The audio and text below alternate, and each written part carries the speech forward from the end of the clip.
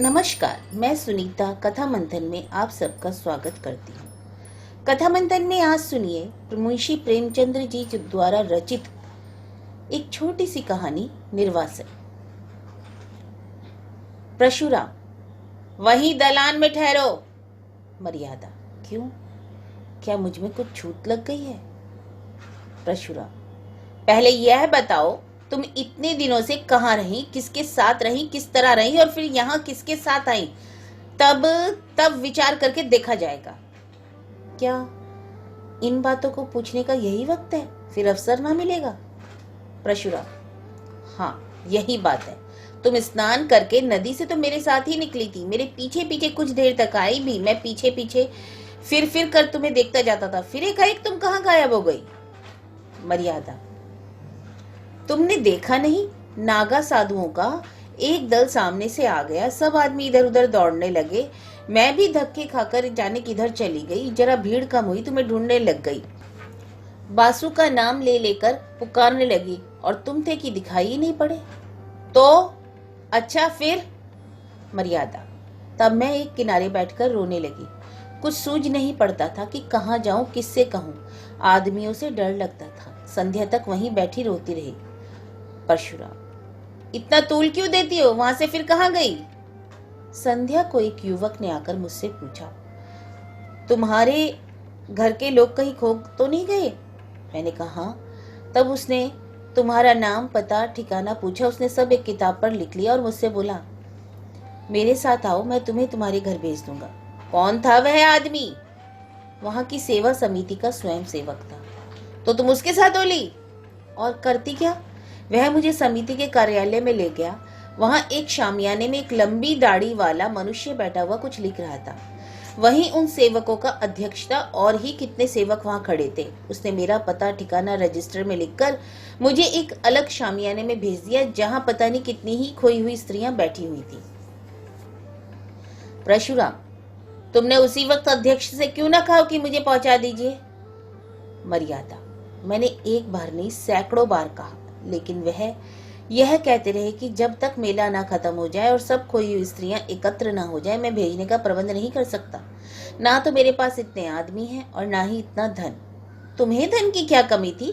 कोई एक सोने की चीज भेज देती तो काफी रुपए मिल जाते, परंतु आदमी तो ना थे। तुमने यह कहा था कि खर्च की चिंता न कीजिए, मैं अपने गहने बेचकर अदा कर दूंगी। मर्यादा, सब स्त्रियां यही कह रही थी। सभी जब स्त्रियां कहने लगी, घबराए क्यों जाती हो, यहाँ किस बात का डर है, हम सभी जल्द अपने घर पहुंचना चाहती हैं, मगर क्या करें? तब मैं भी चुप ही रही। परशुराम, और सब स्त्रियां कुएं में गिर पड़ती तो क्या तुम भी गिर पड़ती?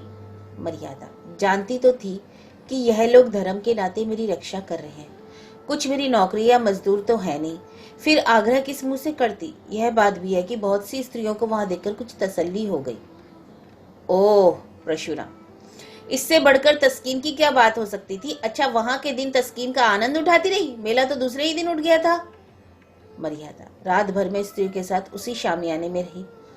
परशुराम, अच्छा तो तुमने मुझे तार क्यों ना दिलवा दिया? मर्यादा, मैंने समझा जब यह लोग पहुंचाने को ही कहते हैं तो तार क्यों दूं? खैर, रात को तुम वही रही, युवक बार बार भीतर आते रहे होंगे। मर्यादा, केवल एक बार एक सेवक भोजन के लिए पूछने आया था। जब हम सबों ने खाने से इनकार कर दिया तो वह चला गया और फिर कोई ना आया, मैं रात भर जागती ही रही। परशुराम, यह मैं कभी ना मानूंगा कि इतने युवक वहां थे और कोई अंदर ना गया होगा। समिति के युवक आकाश के देवता तो नहीं होते। खैर, वह दाढ़ी वाला अध्यक्ष तो जरूर देखभाल करने गया होगा। मर्यादा, हाँ वह आते थे। यह मैं कभी ना मानूंगा, इतने युवक वहां थे, कोई अंदर ना गया होगा। समिति के युवक आकाश के देवता नहीं होते। खैर, वह दाढ़ी वाला अध्यक्ष तो जरूरी देखभाल करने गया होगा। हाँ, मर्यादा ने कहा, वह आते थे पर द्वार पर से पूछ पूछ कर लौट जाते थे। जब एक महिला के पेट में दर्द होने लगा था तो 2-3 बार दवाएं पिलाने आए थे। परशुराम, निकली ना वही बात। मैं इन धूर्तों की नस नस पहचानता हूँ, विशेषकर तिलक मालाधारी दड़ियालों को मैं गुरु घंटाली समझता हूँ। तो वे महाशय कई बार दवाई देने गए। क्यों, तुम्हारे पेट में तो दर्द नहीं होने लगा था? मर्यादा, तुम एक साधु पुरुष पर आक्षेप कर रहे हो। वह बेचारे एक तो मेरे बाप के बराबर के थे, दूसरे आंखें नीची किए रहने के सिवाय कभी किसी पर निगाह ही नहीं करते थे। परशुराम, हाँ वहां तो सब देवता ही देवता जमे थे ना। खैर, तुम रात भर वहां रही, दूसरे दिन क्या हुआ? दूसरे दिन वही हुआ, वही रही। एक स्वयं सेवक हम सब स्त्रियों को साथ में लेकर मुख्य मुख्य पवित्र स्थानों का दर्शन कराने गया। दोपहर को लौटकर सबों ने भोजन किया। परशुराम: ओह, तो तुम वहां सैर सपाटा करने गई थी? बहुत सैर सपाटा भी किया होगा, कोई कष्ट ना होने ना पाया। भोजन के बाद गाना बजाना भी हुआ होगा। मर्यादा: गाना बजाना तो नहीं, हाँ हम सब अपना अपना दुखड़ा रोती रही। शाम तक मेला उठ गया तो 2 सेवक हम लोगों को लेकर स्टेशन पर आए। परशुराम: मगर तुम तो आज 7वें दिन आ रही हो और वह भी अकेली। मर्यादा: स्टेशन पर दुर्घटना हो गई। परशुराम: हाँ यह तो समझ ही आ रहा था, क्या दुर्घटना हुई? मर्यादा: जब सेवक टिकट लेने जा रहा था तो एक आदमी ने आकर उससे कहा, यहाँ गोपीनाथ की धर्मशाला में एक आदमी ठहरे हुए हैं, उनकी स्त्री खो गई है। उनका भला नाम है, गोरे गोरे लंबे से खूबसूरत आदमी है, लखनऊ मकान है, हवाई टोले में। तुम्हारा हुलिया उसने ऐसा ठीक बयान किया कि मुझे उस पर विश्वास आ गया। मैं सामने आकर बोली, तुम बाबूजी को जानते हो? वह हंसकर बोला, जानता नहीं हूँ तो तुम्हें तलाश क्यों करता फिरता? तुम्हारा बच्चा रो रो कर हलकान हो रहा है। सब औरतें कहने लगी, चली जाओ, तुम्हारे स्वामी जी घबरा रहे होंगे। स्वयं सेवक ने उससे 2-4 बातें पूछकर मुझे उसके साथ कर दिया। मुझे क्या मालूम था कि मैं किसी नर पिशाच के हाथों पड़ी जाती हूँ। दिल में खुशी थी कि बासु को देखूंगी और तुम्हारे दर्शन करूंगी। शायद इसी उत्सुकता ने मुझे असावधान कर दिया। परशुराम: तो तुम उस आदमी के साथ चलती? वह कौन था? मर्यादा: क्या बतलाऊं कौन था, मैं तो समझती थी हूँ कि कोई दलाल था। परशुराम: तुम्हें यह न सूझी उससे कहती जाकर बाबूजी को भेज दो? मर्यादा: आधीन आते हैं तो बुद्धि भ्रष्ट हो जाती है। कोई आ रहा है तो लो मैं गुसल खाने में छिपे जाती हूँ। परशुराम: आओ भाभी, क्या अभी सोई नहीं? 10 तो बज गए होंगे। भाभी: वसुदेव को देखने को जी चाहता था। भैया क्या सो गया? हाँ हाँ, अभी रोते रोते सो गया। भाभी: कुछ मर्यादा का पता मिला? अब पता मिले तो भी तुम्हारे किस काम की? घर से निकली स्त्रियां थान से छुटी हुई घोड़ी हैं, जिसका कुछ भरोसा नहीं। परशुराम: कहाँ से कहाँ लेकर मैं उसे नहाने ले गया था। भाभी: होनहार है भैया, होनहार। अच्छा मैं चल जाती हूँ। मर्यादा बाहर आकर: होनहार नहीं, तुम्हारी चाल है। वासुदेव को प्यार करने के बहाने तुम इस घर पर अधिकार जमाना चाहती हो। परशुराम: बको मत, वह दलाल तुम्हें कहाँ ले गया था? स्वामी यह ना पूछिए, मुझे लज्जा आती है। यहाँ आते तो और भी लज्जा आनी चाहिए तुम्हें। मर्यादा: मैं परमात्मा को साक्षी देती हूँ कि मैंने उसे अपना अंग भी स्पर्श नहीं करने दिया। हाँ तो उसका हुलिया बयान कर सकती हो? मर्यादा: सांवला सा छोटे डील डॉल का आदमी था, नीचा कुर्ता पहने हुए था। परशुराम: गले में ताबीज भी थी? हाँ। वह तो धर्मशाले का मेहतर था, मैंने उसे तुम्हारे गुम हो जाने की चर्चा की थी।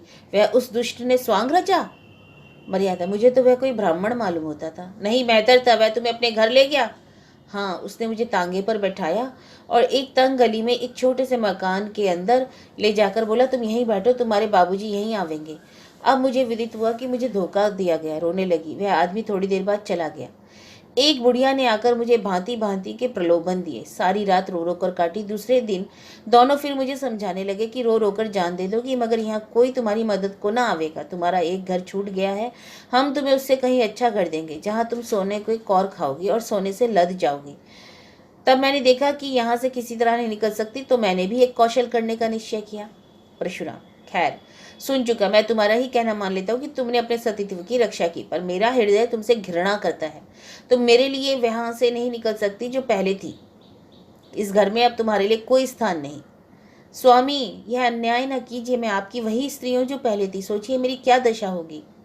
परशुराम: मैं यह सब सोच चुका हूँ, निश्चय कर चुका हूँ कि आज 6 दिन से मैं यह सोच रहा हूँ। तुम जानती हो कि मुझे समाज का भय नहीं। छूत विचार को मैंने पहले ही तिलांजलि दे दी। देवी देवताओं को पहले ही विदा कर चुका। पर जिस स्त्री पर दूसरे की निगाह पड़ जाए, जो 1 सप्ताह तक ना जाने कहाँ और किस दशा में रही हो, उसे अंगीकार करना मेरे लिए असंभव है। अगर अन्याय है तो ईश्वर की ओर से, मेरा कोई दोष नहीं। मर्यादा: मेरी विवशता पर आपको जरा भी दया नहीं आती?